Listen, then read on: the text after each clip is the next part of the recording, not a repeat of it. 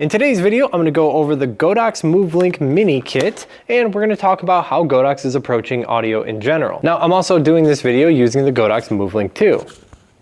So you can consider this an extended audio test of that microphone. Now, being that I make videos online both for myself as well as for other brands, I am no stranger to wireless audio. I use it all the time. Number one thing about these wireless audio kits is convenience, because if it were about quality, well, then you would likely get something like a shotgun microphone or speak directly into a Shure SM7B. With a wireless audio kit, you forego some quality for convenience, for the ability to move around and not worry about the proximity to the microphone, or for it to be super compact so that you can take it anywhere and that it doesn't require extra cables or recording devices or anything like that to operate. Now, the MoveLink Mini is the most budget friendly. It's not really designed to compete with the likes of the Rode Go 2. Instead, it's designed to be even a little bit smaller, even a bit more simple to use, less features, but also this one is built to connect to mobile devices. So in every kit, not only do you get a TRS and TRRS connector, but you also get either a Lightning or a USB Type-C. Now, I do feel like it would have made more sense, even if it was $5, $10 more,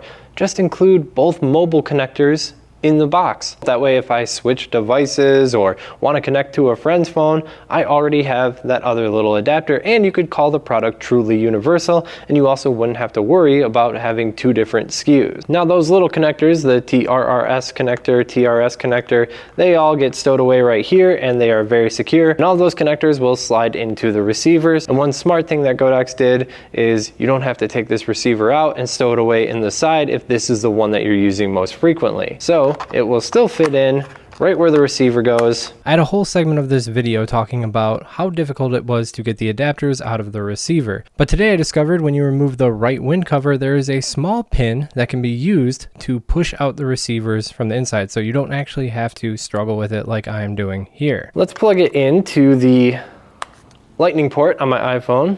It's a cute kid, right? Now, this will not work with the default camera app, or at least I've not been able to make it work. But using something that gives you control over the audio source, such as Filmic Pro, it's not a problem at all. In fact, as soon as I open up Filmic Pro, it detects that there is a receiver attached right here, and it automatically switches to this microphone. So you can see here, if I tap, the audio bars on top will react. And if you find this doesn't happen automatically on your device, you can always access the audio settings and then manually change the audio source on the bottom. Now, this is a 2 microphone, 1 receiver kit, but there is also a 1-in-1 kit available as well. Either option comes in a similar case, which is a charging case. It is very convenient to use. There's a single Type-C port. There's not even charging ports on this microphone. It simply charges when you put it back in the case, and then when the case eventually runs out of battery, then you have to plug it in to fully charge that again. And I do feel that the battery life on these is enough for general content creation. Here's a quick unprocessed audio sample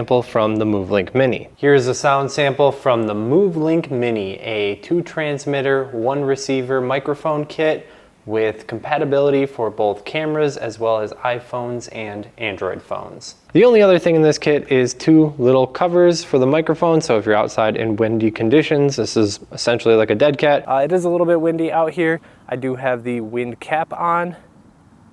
Both the receiver and the microphone only have a single button, which is not only a power button, but offers a little bit of control. For instance, tapping a button on a transmitting device will mute it, and you will see that the light turns red to indicate that it's muted. You simply tap it again, goes back to blue, goes back to connected and on.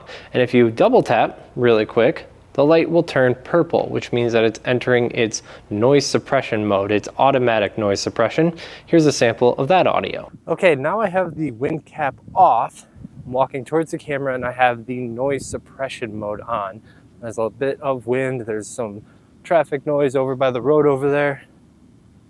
On the receiver, the power button will simply control gain. There are only 2 levels, one being 10 decibels lower than the other. In terms of range, all right, we're out here doing a range check on this microphone. We're at 20 yards right now, but I will get all the way up to 105 meters, the length of this standard football pitch. And I have direct line of sight.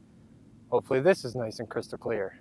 Right now I'm at 100 meters and I have direct line of sight. So I'm wondering if this audio is clear. One of the things that I really like about this receiver is it just doesn't get in your way. If you're plugging it into a phone, you can still comfortably record in portrait or landscape orientation. And if you're instead using TRS, well, it just connects directly to the side of your camera and will work well with things like gimbals. So overall, I think that the MoveLink Mini is a great little kit that will A, be easy on the budget, B, right out of the gate, connect to a phone and a camera, which is just great for the evolving role of the content creator. I think it's a great place to start when you're looking for a no-frills experience and you're not quite concerned about having the ultimate in quality, connectivity, or redundancy. And I do want to touch on what I think the future of this will be.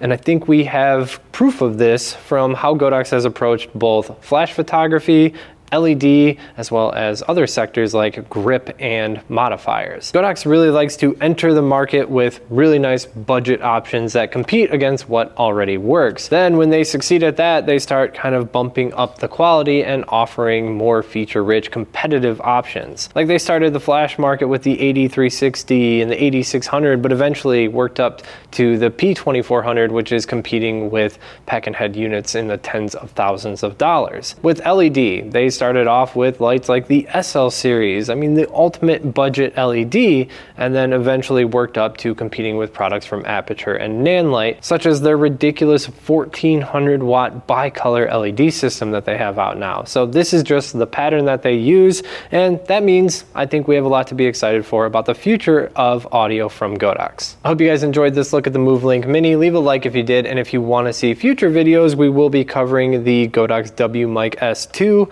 as well as the Godox MoveLink M2. So hope to see you guys for that one. Take care.